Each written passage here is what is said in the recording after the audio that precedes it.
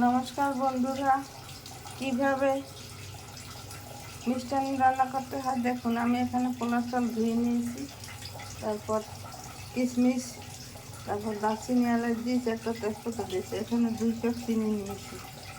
এখানে 1 কেজি দুধ জাল দিয়ে নেব।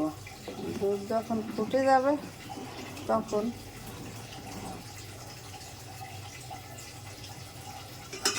চাল দিয়ে নেব। আমি 2 মিনিট পর ফিরে আসি। 2 মিনিট পর ফিরে এসে দুধ ফুটে গেছে, এখন চাল দিয়ে দিলাম।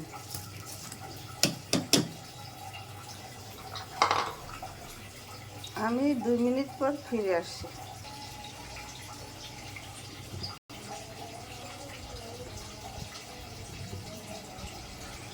2 মিনিট পর ফিরে এসছি।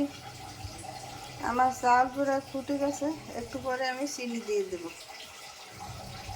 আবার 2 মিনিট পর ফিরে আসি। আমার চাল ফুটে গেছে। এখন চিনি 2 কাপ চিনি দিলাম।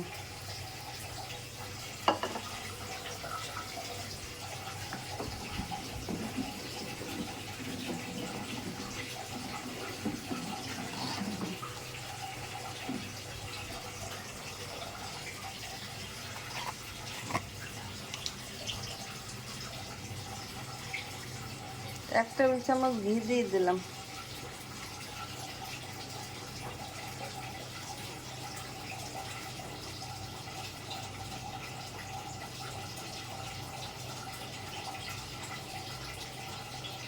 নামানোর আগে ঘি দিলে খেতে অনেক টেস্টি হয়।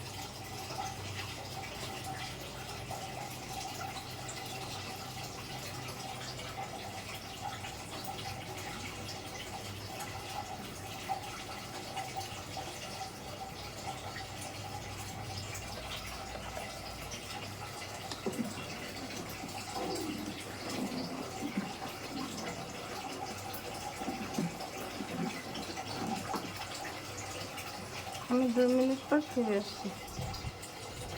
2 মিনিট পর ফিরে এসেছি। আমার মিষ্টান্ন রান্না হয়ে গেছে।